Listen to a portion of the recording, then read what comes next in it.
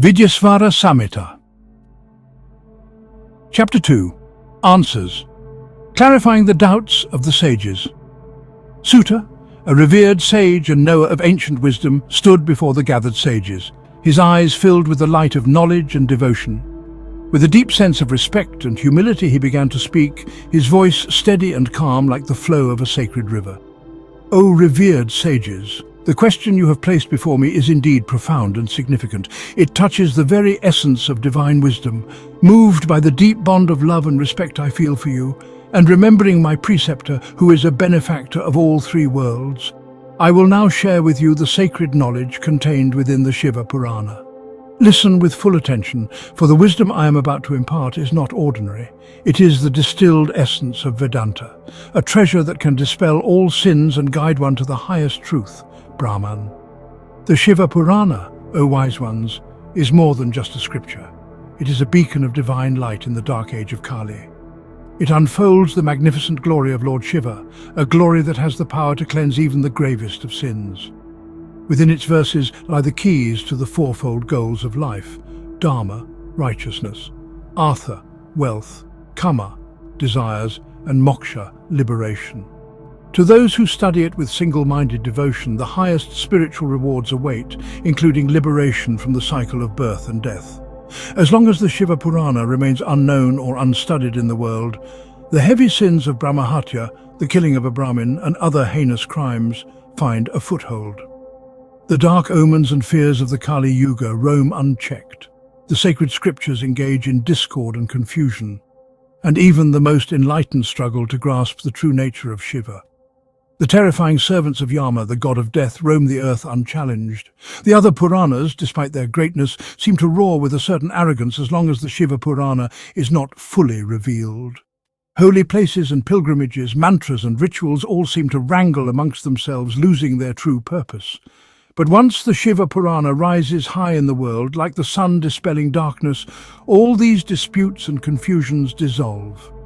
The greatness of Shiva becomes clear, and even the fiercest of Yama's attendants tremble in fear. The Vedas themselves seem to bow before the wisdom contained within this Purana. O Brahmins, even the gods, led by Indra, await eagerly the words of one who recites the Shiva Purana. The holy rites performed by such a person carry immense power, magnified millions of times beyond the ordinary. A single stanza or even half a verse recited with devotion can instantly cleanse a person of all sins. Imagine then the power of daily recitation with full devotion. Such a person is indeed Jivan-mukta, a living, liberated soul. To worship this Purana daily is akin to performing the most exalted rituals like the horse sacrifice. Even if one listens to its recitation by someone else, the listener is freed from sin. The act of bowing before the Shiva Purana is itself a profound act of worship, equivalent to adoring all the gods. Consider the immense merit of copying this Purana and gifting it to a devotee of Shiva. Such an act bestows the same benefit as studying all the sacred scriptures and expounding on the Vedas. If one observes a fast on the Caturdasi, the 14th day of the lunar fortnight, and conducts a discourse on this Purana, they attain the highest spiritual benefits, including the fulfillment of all desires and ultimate liberation. O sinless ones, the Kāma-samhita, a section of the Shiva Purana, is even more exalted. It is of the same stature as the Vedas themselves, and in it the sacred syllable Om is deeply explored. This Samhita, especially when recited near the holy Bilva tree or in a temple of Shiva, carries immense spiritual power. It purifies the soul, erases sins, and even elevates one to a state of oneness with Shiva. The Shiva Purana in its original form was vast, composed of 12 samhitas and containing 100,000 verses. It was later condensed by Vyasa, the sage, into 24,000 verses, retaining 7 of the original samhitas. This condensation was done so that the profound teachings of Shiva could be accessible to all, even in the dark age of Kali. O sages, the Shiva Purana is not just a text. It is a divine nectar churned from the ocean of the Upanishads, handed down by Lord Shiva himself.